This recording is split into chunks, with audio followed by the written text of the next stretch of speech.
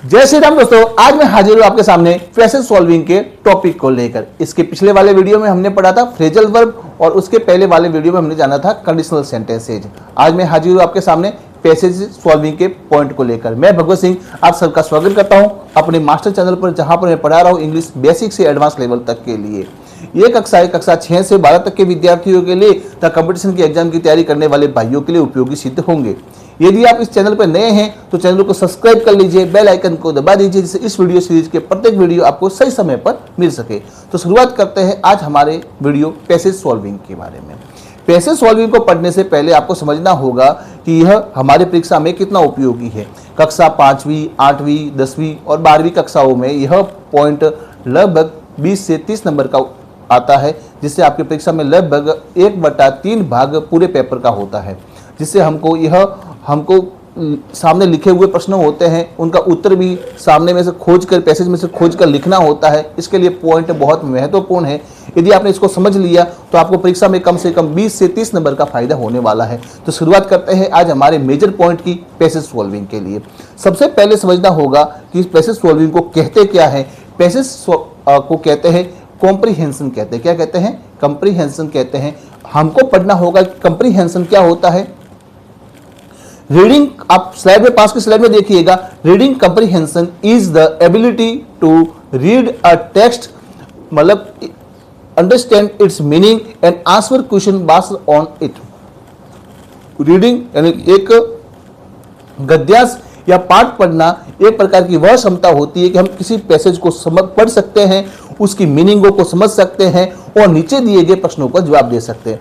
Comprehension का मतलब वो होता है कि आपके सामने कोई टेक्स्ट लिखा हुआ है, आप में कितनी समझ है, आप में कितनी बुद्धि है कि आप सामने हुई लिखी हुई बात को कितना समझ पा रहे हो। और उस समझी हुई बात को पहले आपको क्या करना आना चाहिए, पहले आपको उसको पढ़ना आना चाहिए, फिर लिखी हुई बात को समझ में आना चाहिए और उन समझ में लेकर नीचे दिए गए प्रश्नों का जवाब आपको लिखना होता है। ये होता है कॉम्प्रीहेंशन। अब इसको ही हम हल कैसे करते हैं, मैंने यहाँ पर हिंदी में इसकी परिभाषा लिख रखी है। किसी गद्यांश या पाठ को पढ़कर उसका अर्थ समझना, पाठ को पढ़कर उसका अर्थ समझना और संबंधित प्रश्नों का उत्तर देना रीडिंग कॉम्प्रीहेंशन कहलाता है। अब किसी भी पैसेज को हल करते समय, हाँ आपको लगता होगा ये तो मेरे को आता है, पर भाई साहब आप आज ये वीडियो पूरा देख लीजिए, आपको वास्तव में समझ में आ जाएगा कि हमको पैसेज किस प्रकार हल करना है और अधिक से अधिक नंबर कैसे लेने हैं। ये वीडियो बहुत महत्वपूर्ण वीडियो है। आपको सब कुछ नहीं आता है, नहीं मेरे को सब कुछ आता है। हम सब क्या करते हैं, एक अध्ययनशील व्यक्ति होते हैं। हमको जितना जितना पढ़ते जाएंगे वैसे वैसे नई नई चीजें सीखते जाएंगे। इसके लिए आज मैं आपको कुछ नई चीजें ढूंढ कर लेके आया हुआ हूं, तो आप इस वीडियो पर बने रहे और अंत तक बने रहे, जिससे आपको परीक्षा में पूरे 20 में से 20 नंबर आपको मिले। तो शुरुआत करते हैं, हमको पैसेज हल कैसे करना। इसको मैंने कुल मिलाकर 5 पॉइंटों में डिवाइड किया है। पहला पॉइंट है फर्स्ट रीडिंग, मतलब हमको क्या करना है, रीडिंग पूरी फर्स्ट रीडिंग। दूसरा पॉइंट है सेकंड रीडिंग। स्टेप 3 है रीड द क्वेश्चन केयरफुली, हमको प्रश्नों को ध्यान से पढ़ना है। Step 4 right answer from the passage, passage में से प्रश्नों का जो उत्तर है वो ढूंढकर बाहर निकालना और उसको लिखना। कीप आंसर शॉर्ट, अपने उत्तर को छोटा रखना। अब मैं इन सभी स्टेप फर्स्ट को मैं अच्छी तरह से समझाता हूं, जिससे आपको समझ में आएगा कि हमको काम कैसे करना है। स्टेप फर्स्ट में अब आप ध्यान दोगे, मैं जो समझाने जा रहा हूं अब एक एक पॉइंट टू पॉइंट समझेंगे। फर्स्ट स्टेप में फर्स्ट रीडिंग करनी है, मतलब आपको कैसे पढ़ना है, read the passage quickly. Passage को आपको फटाफट पढ़ना है, इसे धीरे धीरे नहीं पढ़ना कि एक एक मीनिंग का ऐसे आधा घंटा भर लगाना नहीं है। इस पैसेज को फटाफट पढ़ लेना है। अंडरस्टैंड द मेन आइडिया, अब ये पैसेज है किसके बारे में वो आपको समझ में आ जाना चाहिए। एक बार फटाफट पढ़ लोगे जिससे आपको गद्यांश या पद्यांश में या उसमें क्या लिखा हुआ है उसका मेन आइडिया आपको समझ में आ जाएगा। Do not stop for difficult word, आपको भारी मीनिंगों के लिए रुकना नहीं है, पूरा पढ़ लो। बीच में कोई मीनिंग भारी आई हुई है, वो समझ में आती है तो भी ठीक है, नहीं समझ में आ रही है तो भी चलने दो। पहले तो क्या कर दो, पूरा पैसेज एक बार पढ़ ही लो। अब फिर आपको क्या करना है, स्टेप सेकंड में क्या करना है, आपको पैसेज को ध्यान से पढ़ना है और दूसरा पॉइंट करना है underline the important point and keywords. अब उसमें पैसेज में ऐसे कौन कौन सी मीनिंग आ रही है, उनको जो अपने को समझ में नहीं आ रही है, कोई मेन पॉइंट दिमाग में आ रहा है, उसको क्या करना है, अंडरलाइन करना। पैसेज का स्टेप 3 हल करने का तीसरा स्टेप क्या होता है, आपको क्या करना है, आपने पैसेज पहली बार पढ़ लिया फटाफट, दूसरी बार आपने क्या किया, मेन जो पॉइंट थे, मेन उसका कोर पॉइंट आइडियाज थे उसको अंडरलाइन कर दिया। तीसरे फेज में आप क्या करोगे, उस पैसेज के प्रश्नों को पढ़ोगे कि इसमें हमको प्रश्न क्या पूछे जा रहे हैं। अब प्रश्न पूछे जाएंगे तो उसमें कुछ नई नई मीनिंग आएगी, और वो की वही मीनिंग हमको किसमें मिलेगी, पैसेज में मिलेगी। सीधी सी बात है ना। एक तो क्या होगा, प्रश्नों में क्या मीनिंग है और सामने पैसेज में क्या मीनिंग है, अपन दोनों मीनिंगों की क्या कर पाएंगे, मैचिंग कर पाएंगे। और हमने पैसेज कितनी बार पढ़ लिया है, 2 बार, तो हमको पता होगा कि इस प्रश्न का जवाब इस लाइन में दिया हुआ है। ये तो मतलब जैसे मीनिंग मैच करनी पड़ेगी, जैसे यहां पे ये मीनिंग है, ऐसी कैसी मीनिंग इस पैसेज की कौन सी लाइन में आई हुई है, तो वो समझ में आ जाएगा। अब चौथा स्टेप है आपको करना है, आपको जो उत्तर है वो पैसेज में से ढूंढ कर लिखना है। यहां पे मैंने नोट करके लिखा है, answer should come from the passage. उत्तर हमेशा पैसेज से आना चाहिए, not from your own knowledge. उत्तर आपके ज्ञान के आधार पर नहीं आना चाहिए। उत्तर कहां से आना चाहिए, पैसेज से आना चाहिए, आपके ज्ञान के आधार पर नहीं आना चाहिए। ये कुछ कुल मिलाकर हमने कितने पॉइंट बनाए थे, 4 से 5 बनाए थे, और 5वां पॉइंट था आपको आंसर है वो थोड़ा शॉर्ट रखना है, उसका ध्यान रखना है। अब मैं आपको एक पैसेज आपके सामने रख रहा हूं, उस पैसेज को हम ध्यान से पढ़ेंगे और हम इन पूरे स्टेप्स का क्या करेंगे, फॉलो डाउन करेंगे। हम पूरे स्टेप को हम यूज करेंगे, जिससे हमको समझ में आ जाएगा कि एक पैसेज को कैसे हल करना है परीक्षा में। तो लीजिए आपके सामने यह पैसेज है, हम पढ़ रहे हैं, रीड द पैसेज केयरफुली। इस पैसेज को ध्यान से पढ़िए। क्या लिखा हुआ है, all these thought led me to question myself as to why people climb mountains. It is not easy to answer this question. The simplest answer would be as others have said, because it is there. It presents great difficulties. Man takes delight in overcoming obstacles. The obstacles in climbing a mountain are physical. A climb to a summit means endurance, presence, and the willpower. I have been attacked by mountains. I had been miserable and lost when away from mountains in the plains. I believe that mountains are a means of communication with God. अब मैंने क्या कर दिया, इस passage को मैंने जल्दी जल्दी पढ़ लिया। इस पैसेज को मैंने क्या पढ़ लिया, बहुत जल्दी जल्दी पढ़ लिया। अब मुझे यह पैसेज का मोटा मोटा आइडिया क्या समझ में आ गया, यह पैसेज किसी पहाड़ पर चढ़ने की कहानी के बारे में है। ये मुझे समझ में आ गया, मोटा मोटा आइडिया क्या समझ में आ गया कि ये पैसेज किसी पहाड़ पर चढ़ने वाली परेशानियों के बारे में है और किसी भगवान से बात करने के बारे में है। ये सब कुछ कहानियां, ये पैसेज उसके बारे में कुछ दिया हुआ है। अब मैं दूसरी बार क्या करूंगा, इस पैसेज को वापस पढ़ूंगा। अब कैसे पढ़ूंगा, ध्यान से पढ़ूंगा। क्या करूंगा, ध्यान से पढ़ूंगा। ध्यान से पढ़ूंगा तो अब ध्यान से पढ़ूंगा, आप भी मेरे साथ साथ में पढ़िएगा। All these thought led me to question myself. सभी प्रकार के विचार मेरे खुद से क्या करते हैं, प्रश्न करते हैं। As to why people climb mountains, लोग पहाड़ों पर चढ़ते क्यों हैं।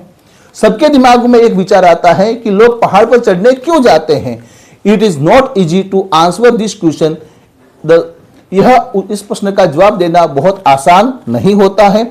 The simplest answer would be, यह इसका साधारण सा जवाब ये हो सकता है कि एज अदर हैव सेड, जैसे कहते हैं, बिकॉज इट इज देयर, क्योंकि वहां पे है। इट प्रेजेंट ग्रेट डिफिकल्टीज, क्योंकि पहाड़ पर चढ़ना हमको क्या करता है, बड़ी मुश्किलें हमारे सामने लाता है। हम पहाड़ पर चढ़ते हैं तो हमारे घुटने दुखते हैं, कमर दुखती है, चढ़ने के प्रयास में हमारी सांस फूलती है। तो एक पहाड़ पर चढ़ना क्या करता है, एक व्यक्ति के सामने क्या पेश करता है, चैलेंज पेश करता है कि इस पहाड़ पर, इस चोटी पर चढ़ के दिखा दे तू।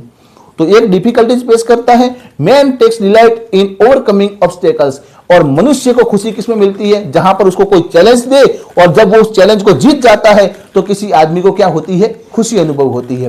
तो वो पहाड़ पर चोटी पर चढ़ने का क्या मानता है, अपने प्रकार का एक चैलेंज मानता है, और उस चैलेंज पर चढ़कर वो क्या महसूस करता है, खुशी महसूस करता है। तो वो उस खुशी को महसूस करने के लिए व्यक्ति क्या करता है, पहाड़ पर चढ़ने जाता है। The obstacle in climbing a mountain are physical, पहाड़ पर चढ़ना जो मुश्किल है वो केवल शारीरिक है। A climb to a summit means to endurance, presence and will power, एक चोटी पर चढ़ना आंतरिक प्रकार आत्मविश्वास, साहस, धैर्य और एक प्रकार की शक्ति का क्या है, प्रदर्शन है।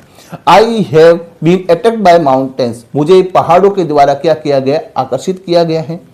I had been miserable and lost when away from mountains in the plains, I believe that mountains are means of communication with God. मेरा यह मानना है कि मैं पहाड़ों के साथ में पहाड़ों के ऊपर जाना एक प्रकार से क्या होता है, भगवान के साथ में बातचीत करने जैसा अनुभव होता है। अब हमने इस पैसेज को बहुत ध्यान से पढ़ा। अब हम पैसेज में से क्या करेंगे, महत्वपूर्ण मीनिंगों को छांट कर हम बाहर निकालेंगे कि इन मीनिंगों को मुझे समझ में नहीं आई, उन मीनिंगों को छांट कर बाहर निकाल। जैसे मैंने यहाँ मीनिंग निकाली है, summit, endurance, presence, obstacles, miserable. जैसे समिट का मतलब होता है टॉप ऑफ माउंटेन, समिट का मतलब क्या होता है, पहाड़ की चोटी। एंड्योरेंस का मतलब होता है एबिलिटी टू बियर डिफिकल्टीज, मतलब एक व्यक्ति की मुश्किलों से सामना करने की क्षमता।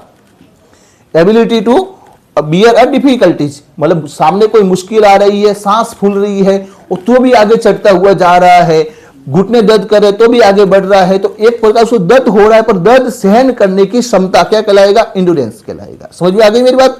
प्रेजेंस, नॉट गिविंग अप, हार नहीं मानना। ऑब्स्टेकल मतलब मुश्किलें, और मिजरेबल का मतलब होता है दुख होना। समझ में आ गई मेरी बात। अब इसके कुछ हम प्रश्न लेंगे और उसका उत्तर लिखने का प्रयास करेंगे। अगले स्लाइड में हम देखेंगे इसके कुछ प्रश्नों के जवाब। पहला क्वेश्चन लिया इस पैसेज में से, what does a man take delight in, एक व्यक्ति को खुशी का अनुभव कब होता है। तो मैंने पहले ही उस पैसेज में से पता लगा लिया था कि व्यक्ति को खुशी का अनुभव तब होता है जब वह किसी मुश्किलों या चैलेंज को पार कर लेता है, तब मनुष्य को क्या होती है, आदमी को खुशी का अनुभव होती है। तो मैंने उस उत्तर को क्या करेंगे, हम पैसेज में से ढूंढकर वो लिखेंगे, a man takes delight in overcoming obstacle, एक आदमी को तभी खुशी अनुभव होती है जब आई हुई परेशानियों पर वो क्या प्राप्त करता है, विजय प्राप्त करता। दूसरा प्रश्न देखिएगा, बी वाला देखिए, what does the narrator ask himself. Narrator का मतलब होता है वर्णनकर्ता।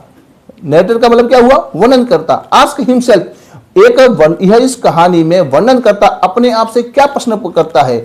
The narrator ask himself why people climb mountains. इसमें पहले प्रश्न क्या आया था, जो वर्णनकर्ता कहानी कहने वाला पहले क्या, लोग पहाड़ों पर चढ़ते क्यों हैं। फिर मेरे ने सिंपल उत्तर पता लगाया, फिर इसके लिए लोग चढ़ते हैं, परेशानियां आती है, वो जीतते हैं। वो वर्णन किया, पहला प्रश्न क्या है, उसने पूछा था खुद से कि लोग पहाड़ों पर चढ़ते क्यों हैं। तो यहाँ पे प्रश्न क्या लिखेंगे हम, the narrator ask himself why people climb mountains, लोग पहाड़ों पर चढ़ते क्यों हैं। सी वाला क्वेश्चन देखिएगा, which kind of belief does the narrator have, एक उस जो वर्णन करता है उसका क्या विश्वास है। तो वो विश्वास हम आंसर में लिखेंगे, बिलीफ वाली मीनिंग लेके। नरेटर का mountains are the means of communication with God, पहाड़ों पर चढ़ना भगवान से बातें करने जैसा होता है, ऐसा उसका विश्वास है। अब क्वेश्चन नंबर 18 देखिएगा, वहां पर what does a climb to a summit means, एक पहाड़ पर चढ़ने का मतलब क्या हुआ। A climb to a summit means endurance, presence and will power. पहाड़ पर चढ़ना, अपनी क्षमता को प्रदर्शित करना, अपने आत्मविश्वास को बताना, वो मतलब होता है। व्हाट अटैक द नरेटर, एक लेखक को यहां पर क्या अटैक कर रहा था, तो वो करता है माउंटेन्स अटैक द नरेटर, जो वर्णन करता है उसको पहाड़ क्या करते हैं, उसको आकर्षित करते हैं। ये सब मैंने उत्तर आपको पहले पूरा पैसेज समझा दिया और मैंने उस पैसेज में से ही ये उत्तर ढूंढ के आपके सामने रखे हैं।